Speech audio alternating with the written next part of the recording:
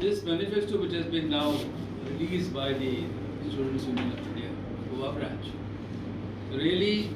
reflects the aspirations of the Goa and expect that the youth of this area rally around him and then take forward the objectives that you have set up through this manifesto and see that the party comes to power and whatever the aspirations of the youth are realized.